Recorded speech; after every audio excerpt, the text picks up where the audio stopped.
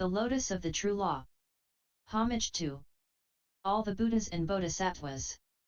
Sadharma Pundarika Sutra. Translated by H. Kern, 1884. Sacred Books of the East, Vol. XXI. Sacred-texts.com Chapter 8. Announcement of the Future Destiny of the 500 Monks. On hearing from the Lord that display of skillfulness and the instruction by means of mysterious speech, on hearing the announcement of the future destiny of the great disciples, as well as the foregoing tale concerning ancient devotion and the leadership of the Lord, the Venerable Purna, son of Maitrayani, was filled with wonder and amazement, thrilled with pure-heartedness, a feeling of delight and joy. He rose from his seat, full of delight and joy, full of great respect for the law, and while prostrating himself before the Lord's feet, made within himself the following reflection.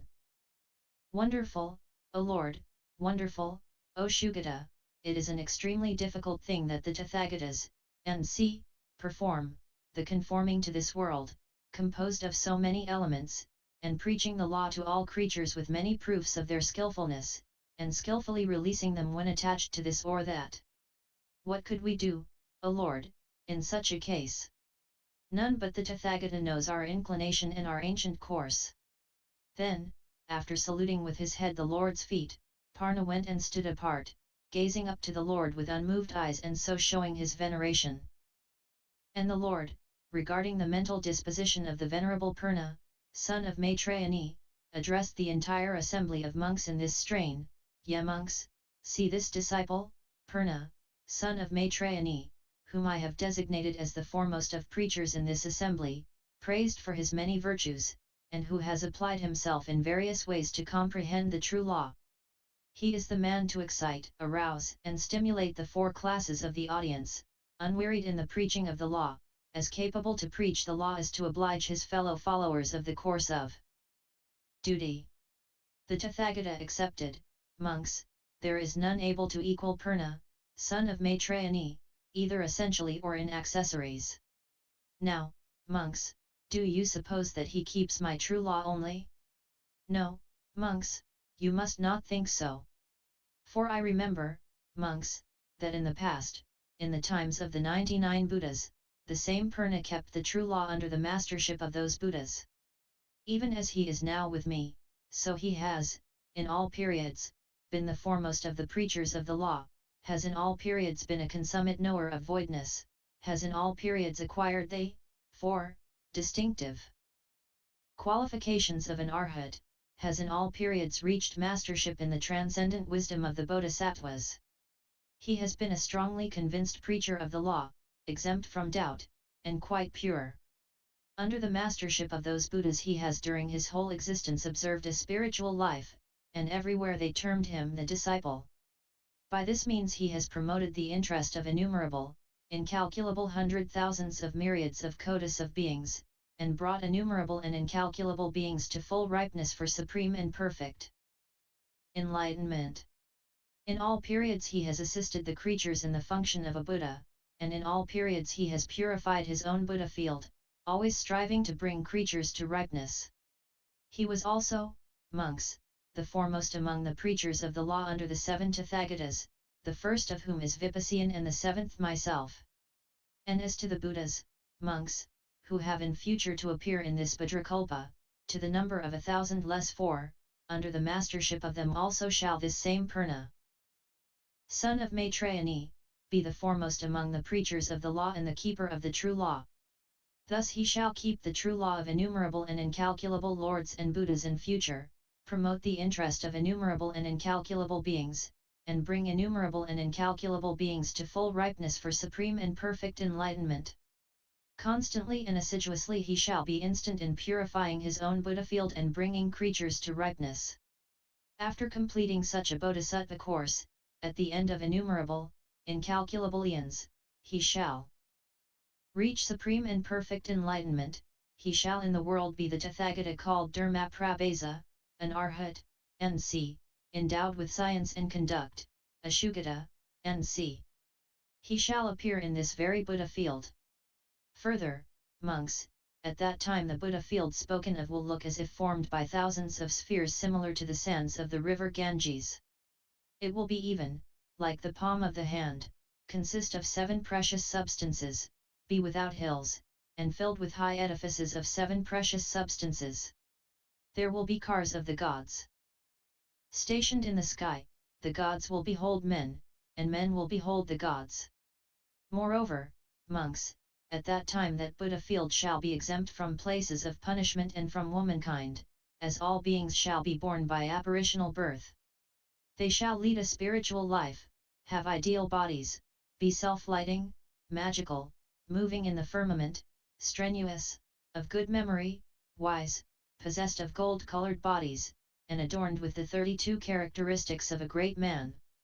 And at that time, monks, the beings in that Buddha field will have 2 things to feed upon, viz.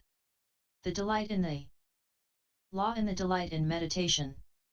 There will be an immense, incalculable number of 100,000s of myriads of kotis of bodhisattvas, all endowed with great transcendent wisdom, accomplished in the 4 distinctive qualifications of an arhat, able in instructing creatures. He, that Buddha, will have a number of disciples, beyond all calculation, mighty in magic, powerful, masters in the meditation of the 8 emancipations. So immense are the good qualities that Buddha field will be possessed of. And that Ian shall be called Ratnavabhasa, i.e. radiant with gems, and that world Savisuddha, i.e. very pure. His lifetime shall last immense, incalculable eons, and after the complete extinction of that Lord Dharmaprabhasa, the Tathagata, N.C., his true law shall last long, and his world shall be full of stupas made of precious substances. Such inconceivable good qualities, monks, shall the Buddha field of that Lord be possessed of. So spoke the Lord, and thereafter he, the Sugata, the Master, added the following stanzas. 1. Listen to me, monks, and hear how my son has achieved his course of duty, and how he, well trained and skillful, has observed the course of enlightenment. 2. Viewing these beings to be lowly disposed and to be startled at the lofty vehicle, the bodhisattvas become disciples and exercise pratyeka. 3. By many hundreds of able devices they bring numerous bodhisattvas to full ripeness and declare, we are but disciples, indeed, and we are far away from the highest and supreme enlightenment. 4. It is by learning from them this course of duty, that kotis of beings arrive at full ripeness, who, at first lowly disposed and somewhat lazy, in course of time all become Buddhas. 5. They follow a course in ignorance, thinking we, disciples, are of little use, indeed. In despondency they descend into all places of existence, successively, and, so, clear their own field. 6. They show in their own persons that they are not free from affection, hatred, and infatuation, and on perceiving other beings clinging to heretical views, they go so far as to accommodate themselves to those views. 7. By following such a course my numerous disciples skillfully save creatures. Simple people would go mad, if they were taught the whole course of life, or story. 8. Purna here, monks, my disciple, has formerly fulfilled his course of duty, under thousands of kotis of Buddhas, he has got possession of this true law by seeking after Buddha knowledge. 9. And at all periods has he been the foremost of the disciples, learned, a brilliant orator, free from hesitation, he has, indeed, always been able to excite to gladness and at all times ready to perform the Buddha task. 10. He has always been accomplished in the sublime transcendent faculties and endowed with the distinctive qualifications of an arhat, he knew the faculties and range of other beings, and has always preached the perfectly pure law. 11. By exposing the most eminent of true laws he has brought thousands of kotis of beings to full ripeness for this supreme, foremost vehicle, whilst purifying his own excellent field. 12. In future also he shall likewise honor thousands of kotis of Buddhas, acquire knowledge of the most eminent of good laws, and clean his own field. 13. Always free from timidity he shall preach the law with thousands of kotis of able devices, and bring many beings to full ripeness for the knowledge of the all-knowing that is free from imperfections. 14 After having paid homage to the chiefs of men and always kept the most eminent of laws, he shall in the world be a Buddha self-born, widely renowned everywhere by the name of Dharma-prabhasa. 15 And his field shall always be very pure and always set off with 7 precious substances, his eon shall be, called, Ratnavabhasa, and his world Savisuddha. 16 That world shall be pervaded with many thousand kotis of bodhisattvas, accomplished masters in the great transcendent sciences, pure in every respect, and endowed with magical power. 17 At that period the chief shall also have an assemblage of thousands of kotis of disciples, endowed with magical power, adepts at the meditation of the 8 emancipations, and accomplished in the 4 distinctive qualifications of an arhat. 18 And all beings in that Buddha field shall be pure and lead a spiritual life. Springing into existence by apparitional birth, they shall all be gold-colored and display the 32 characteristic signs. 19 They shall know no other food but pleasure in the law and delight in knowledge. No womankind shall be there, nor fear of the places of punishments or of dismal states. 20 Such shall be the excellent field of Purna, who is possessed of all good qualities, it shall abound with all goodly things, a small part, only, of which has here been mentioned. Then this thought arose in the mind of those 1200 self-controlled arhats. We are struck with wonder and amazement. How, if the Tathagata would predict to us severally our future destiny as the Lord has done to those other great disciples? And the Lord, apprehending in his own mind what was going on in the minds of these great disciples, addressed the Venerable Mahakasyapa, those 1200 self-controlled hearers whom I am now beholding from face to face. To all those 1200 self-controlled hearers, Kasyapa, I will presently foretell their destiny. Amongst them, Kasyapa, the monk Kundanya, a great disciple, shall, after 62,100,000 myriads of kotis of Buddhas, become a Tathagata, an Arhat, NC, under the name of Samantaprabhasa, endowed with science and conduct, a Sugata, NC, but of those, 1200, Kasyapa, 500 shall become Tathagatas of the same name. Thereafter shall all those 500 great disciples reach supreme and perfect enlightenment, all bearing the name of Samantaprabhasa, viz. Gaya Kasyapa, Nadi Kasyapa, Uravalva Kasyapa, Kala, Kadayadayan, Anuruddha, Kaphina, Vakula, Kunda, Svagata, and the rest of the 500 self-controlled arhats. And on that occasion the Lord uttered the following stanzas. 21 The scion of the Kundana family, my disciple here, shall in future be a Tathagata, a lord of the world. After the lapse of an endless period, he shall educate hundreds of kotis of living beings. 22 After seeing many endless Buddhas, he shall in future, after the lapse of an endless period, become the Jina Samantaprabhasa, whose field shall be thoroughly pure. 23 Brilliant, gifted with the powers of a Buddha, with a voice far resounding in all quarters, waited upon by thousands of kotis of bhikkhunis, he shall preach supreme and eminent enlightenment. 24 There shall be most zealous bodhisattvas, mounted on lofty aerial cars, and moving, meditative, pure in morals, and assiduous in doing good. 25 After hearing the law from the highest of men, they shall invariably go to other fields, to salute thousands of Buddhas and show them great honor. 26 But ere long they shall return to the field of the leader called Prabhasa, the Tathagata. So great shall be the power of their course, of duty. 27 The measure of the lifetime of that Sugata shall be 60,000 eons, and, after the complete extinction of that mighty one, his true law shall remain twice as long in the world. 28 And the counterfeit of it shall continue 3 times as long. When the true law of that Holy One shall he exhausted, men and gods shall be vexed.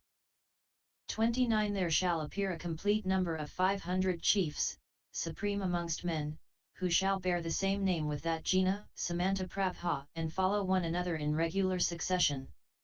30 All shall have like divisions, magical powers, Buddha fields, and hosts of followers.